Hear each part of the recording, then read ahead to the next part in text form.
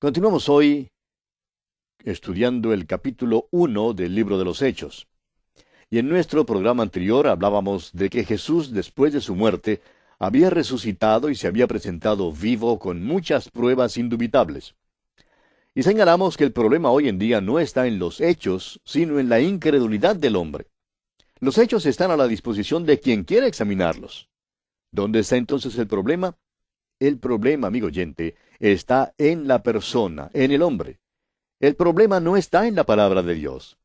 Jesús se presentó vivo con muchas pruebas indubitables. Y usted, amigo oyente, puede saber esto si es que en verdad quiere saberlo. El problema con mucha gente hoy en día es que no quiere saberlo. El problema no está en la mente, sino en la voluntad. Como dice el refrán, no hay peor ciego que el que no quiere ver.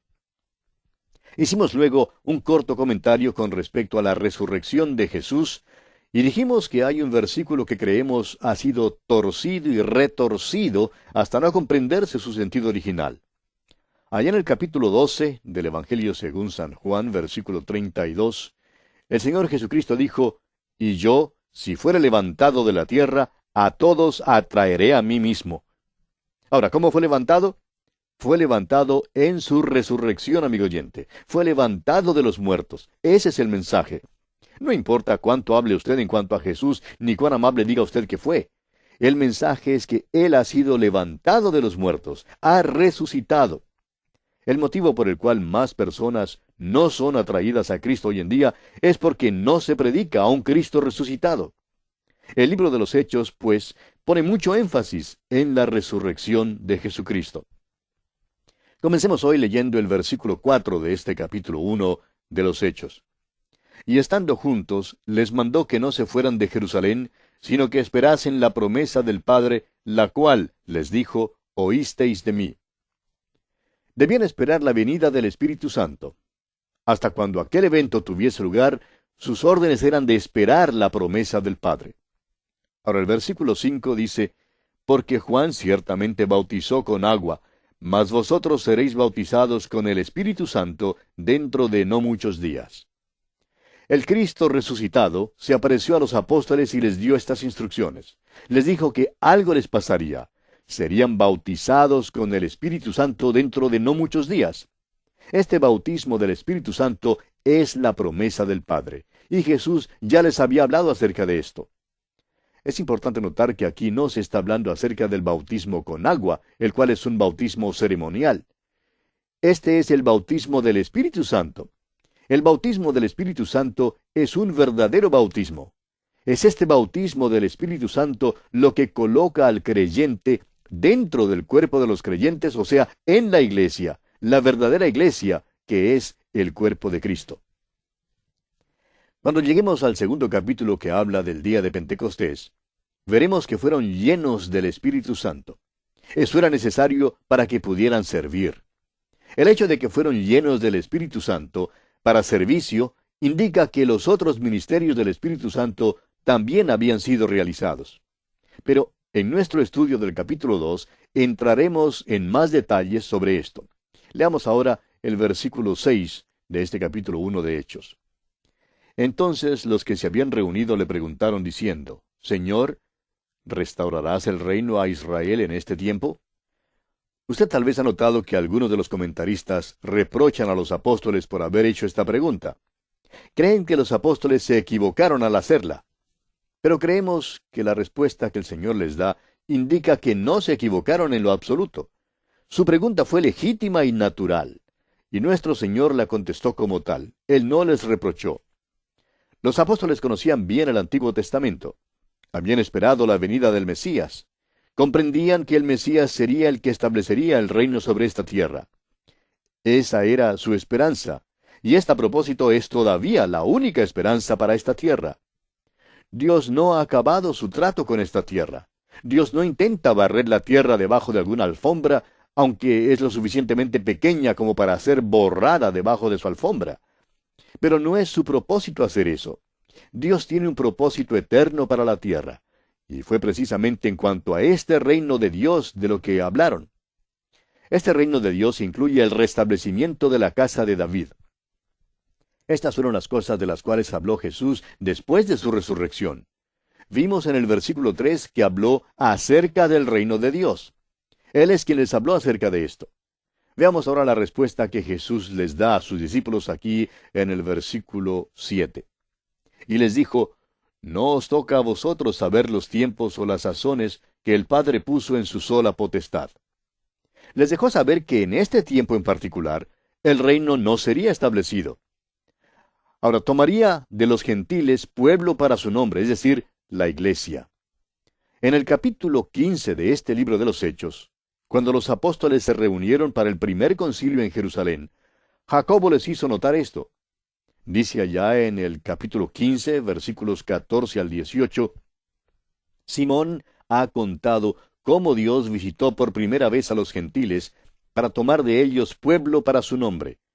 Y con esto concuerdan las palabras de los profetas, como está escrito, después de esto volveré y reedificaré el tabernáculo de David que está caído, y repararé sus ruinas, y lo volveré a levantar, para que el resto de los hombres busque al Señor, y todos los gentiles, sobre los cuales es invocado mi nombre, dice el Señor, que hace conocer todo esto desde tiempos antiguos. Esto es lo que Dios está haciendo hoy en día, amigo oyente. Está visitando a los gentiles para tomar de ellos pueblo para su nombre. Dios está tomando del mundo a los creyentes en Cristo para formar este pueblo para su nombre. Cuando confían en Cristo, son entonces bautizados en el cuerpo de creyentes, el cual es la iglesia. Por tanto, cuando los apóstoles le preguntaron a Jesús si restauraría el reino en este tiempo, su respuesta fue que este no era el tema para discusión en aquel tiempo, ni tampoco es el tema para discusión hoy. Muchos preguntan hoy, ¿no cree usted que Cristo venga pronto? Bueno, amigo oyente, permítanos decirle algo que es confidencial entre usted y nosotros. Yo sí creo que viene pronto. Lo creo privadamente, pero no tengo ningún derecho ni autoridad de decirle a usted que viene pronto, porque eso no lo sé. Es que ni a usted ni a mí, amigo oyente, nos corresponde saber los tiempos o las sazones. Eso no es lo importante. Ahora le aseguro que creo en la profecía. Sin embargo, creo que nos es posible poner demasiado énfasis en la profecía. Y no creo que uno se edifique en la fe si pasa todo su tiempo estudiando profecía. Entonces, ¿cuál es nuestro trabajo, nuestra misión hoy en día? Note usted una vez más que nuestro Señor no reprendió a sus discípulos. En lugar de eso, les enseñó que pensaba en otra cosa. Él les dijo, no os toca a vosotros saber los tiempos o las sazones que el Padre puso en su sola potestad. Pero escuche, aquí está su comisión en el versículo 8. Pero recibiréis poder cuando haya venido sobre vosotros el Espíritu Santo, y me seréis testigos en Jerusalén, en toda Judea, en Samaria, y hasta lo último de la tierra. Esta es la comisión que todavía está en vigor en el día de hoy. Esta comisión no es dada a una sola institución corporativa, o sea, la iglesia como un cuerpo. No es una comisión corporativa, sino más bien una comisión muy personal que es dada a cada creyente individualmente. Esta comisión fue dada a estos hombres aún antes de que el Espíritu Santo hubiera venido y formado la iglesia. Este es un mandamiento personal que es para usted y para mí, amigo oyente. Es nuestra misión, es nuestro trabajo promulgar la palabra de Dios en el mundo. No podemos decir que esta sea una comisión para la iglesia y luego sentarnos sin hacer nada. No podemos decir que le toca a la iglesia enviar a los misioneros y así proclamar el Evangelio por medio de ellos. Lo importante, amigo oyente, es lo que usted está haciendo individualmente para proclamar la palabra de Dios. ¿Ha ido usted hasta lo último de la tierra como testigo del Evangelio? ¿Sostiene usted a un misionero que ha ido? ¿Sostiene usted un programa radial que declara la palabra de Dios? ¿Se ha comprometido usted personalmente? Eso es lo importante. Hoy en día hay muchos que quieren hablar acerca de los tiempos y las sazones de la venida del Señor Jesucristo, pero no quieren comprometerse en promulgar la palabra de Dios. Pero ese es el mandamiento a estos hombres. Y ese es el mismo mandamiento que se nos da a usted y a mí, amigo oyente.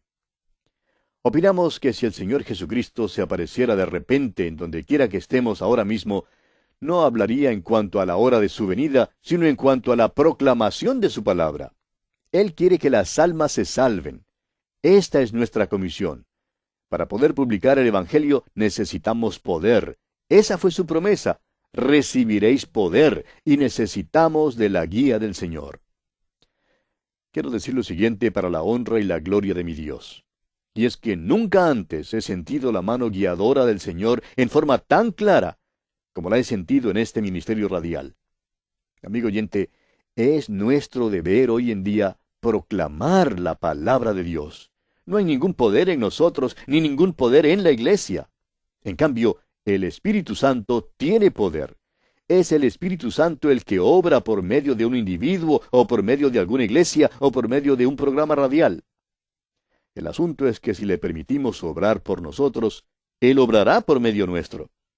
Dice aquí, pero recibiréis poder cuando haya venido sobre vosotros el Espíritu Santo, aquí en el versículo 8, y continúa diciendo, y me seréis testigos. Es decir, nuestro testimonio, amigo oyente, es en cuanto a Cristo.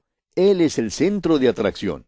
Luego dice, en Jerusalén, es decir, en nuestro pueblo natal. Debe haber un testimonio para Cristo. Toda Judea se refiere a la vecindad, a nuestra comunidad. Samaria está donde viven aquellos con quienes no nos asociamos. Es posible que no nos juntemos con ellos socialmente, pero tenemos la responsabilidad de llevarles el Evangelio. Y vamos a pausar aquí por un momento. No nos es posible asociarnos con todo el mundo. Podemos escoger a nuestros amigos. Todo el mundo actúa así. Y también hay quienes no quisieran asociarse con nosotros. Hay muchos que no quieren que yo me junte con ellos porque, bueno, les estorbaría. Pero permítanos decirle, amigo oyente, que tenemos un privilegio y una responsabilidad de llevar la palabra de Dios a aquellos con quienes no nos asociamos en nuestra vida diaria. Por último, este testimonio para Cristo debe ir hasta lo último de la tierra. Nunca debemos perder de vista el hecho de que esta es la intención del Señor. Nos ha dicho que si le amamos, guardemos sus mandamientos. Este mandamiento es personal. No podemos deshacernos de esta carga diciendo que la iglesia lo está cumpliendo y que por tanto no tenemos que comprometernos. Amigo oyente, ¿se ha comprometido usted? ¿Tiene usted un testimonio para Cristo? Pasemos ahora a considerar la ascensión y la promesa del regreso de Jesús. Leamos el versículo 9 de este capítulo 1 de los Hechos. Y habiendo dicho estas cosas, viéndolo ellos, fue alzado y le recibió una nube que le ocultó de sus ojos. La ascensión del Señor Jesucristo es un milagro importante y significativo en el ministerio del Señor. Esto es especialmente cierto en esta era espacial, cuando tenemos los ojos vueltos hacia los aires y hablamos de viajes en el espacio y todo eso. En realidad, esto no es nada nuevo. El Señor Jesús despegó. No necesitaba ninguna plataforma de lanzamiento ni ningún traje astronáutico. No subió en ningún proyectil. Las Escrituras dicen que solo hubo una nube para recibirle. ¿Qué clase de nube sería? ¿Sería una nube común de vapor de agua? De ninguna manera, amigo oyente. Esta fue la misma nube de gloria, la gloria Shekinah que llenó el tabernáculo. En su oración sumo sacerdotal, él había orado allá en el capítulo 17 del Evangelio según San Juan, versículo 5, diciendo, Ahora pues, Padre, glorifícame tú al lado tuyo, con aquella gloria que tuve contigo antes que el mundo fuese. Cuando Cristo nació en el mundo, fue envuelto en pañales. Cuando salió de la tierra, fue envuelto en nubes de gloria. Esto era de lo que hablaba.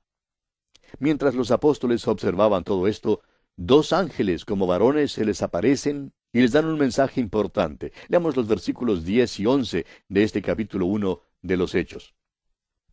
Y estando ellos con los ojos puestos en el cielo, entre tanto que él se iba, he aquí se pusieron junto a ellos dos varones con vestiduras blancas, los cuales también les dijeron, Varones Galileos, ¿por qué estáis mirando al cielo? Este mismo Jesús, que ha sido tomado de vosotros al cielo, así vendrá como le habéis visto ir al cielo. Fue Jesús glorificado quien subió al cielo. Este mismo Jesús, el Jesús glorificado, vendrá así como se fue y al mismo lugar. El profeta Zacarías, en el capítulo 14 de su profecía, versículo 4, nos dice lo siguiente: Y se afirmarán sus pies en aquel día sobre el monte de los olivos, que está enfrente de Jerusalén al oriente, y el monte de los olivos se partirá por en medio hacia el oriente y hacia el occidente, haciendo un valle muy grande, y la mitad del monte se apartará hacia el norte y la otra mitad hacia el sur. Volviendo ahora al capítulo 1 de los Hechos, veamos el versículo 12. Entonces volvieron a Jerusalén desde el monte que se llama del Olivar, el cual está cerca de Jerusalén, camino de un día de reposo. Creemos que todos los discípulos se quedaron muy cerca al templo durante los días de fiesta cuando llegaron a Jerusalén para adorar. El monte de los olivos probablemente estaba cubierto de varios centenares de miles que estarían allí acampados en el tiempo de las fiestas. ¿Por qué? Porque según la ley mosaica tenían que quedarse dentro de un día de reposo de camino del templo. Continuemos con los versículos 13 y 14 de este capítulo 1 de los Hechos.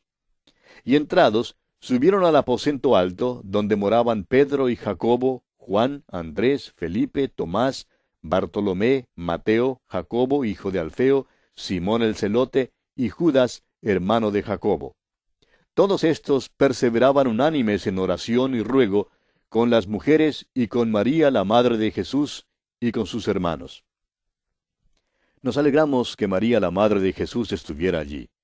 Ella ahora está libre de cualquier duda que hubiera existido con relación al nacimiento virginal de Jesús. Ahora, la actitud de los apóstoles y de los creyentes es una actitud de unidad, de oración y de espera.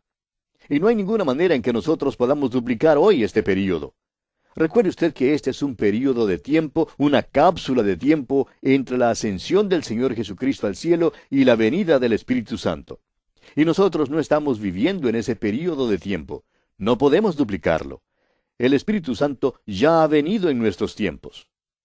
Pasemos ahora a considerar el nombramiento de un apóstol. Leamos los versículos 15 al 18 de este capítulo 1 de los Hechos. En aquellos días, Pedro se levantó en medio de los hermanos, y los reunidos eran como 120 en número, y dijo: Varones hermanos, era necesario que se cumpliese la Escritura en que el Espíritu Santo habló antes por boca de David acerca de Judas, que fue guía de los que prendieron a Jesús, y era contado con nosotros y tenía parte en este ministerio. Este, pues, con el salario de su iniquidad, adquirió un campo, y cayendo de cabeza, se reventó por la mitad, y todas sus entrañas se derramaron. Vemos aquí a Simón Pedro hablando otra vez. Ahora tengamos en cuenta que esto ocurre antes de Pentecostés. A este hombre le falta recibir la plenitud del Espíritu Santo. Le falta aún la presencia del Espíritu Santo. Ahora ciertamente da una descripción vívida de Judas, ¿no le parece? Continuemos pues con los versículos 19 y 20 de este capítulo 1 de los Hechos. Y fue notorio a todos los habitantes de Jerusalén, de tal manera que aquel campo se llama en su propia lengua Acéldama, que quiere decir campo de sangre. Porque está escrito en el libro de los Salmos: sea hecha desierta su habitación, y no haya quien more en ella. Tome otro su oficio. Siempre surge la pregunta en cuanto a lo que tuvo lugar allí. ¿Debían haber ellos efectuado esta elección para escoger a un hombre que sucediera a Judas? Bueno, creemos que no. Leamos los versículos 21 y 22 ahora. Es necesario, pues, que de estos hombres que han estado juntos con nosotros todo el tiempo que el Señor Jesús entraba y salía entre nosotros, comenzando desde el bautismo de Juan hasta el día en que de entre nosotros fue recibido arriba, uno se ha hecho testigo con nosotros de su resurrección. Creemos que la elección de un sucesor para Judas Iscariote fue más bien gestionada por Pedro sin la presencia y la guía del Espíritu Santo. Recuerde que el Espíritu Santo todavía no había venido. Matías evidentemente era un buen hombre. Eso es indiscutible. Satisfizo todos los requisitos de un apóstol, y debe haber visto al Cristo resucitado.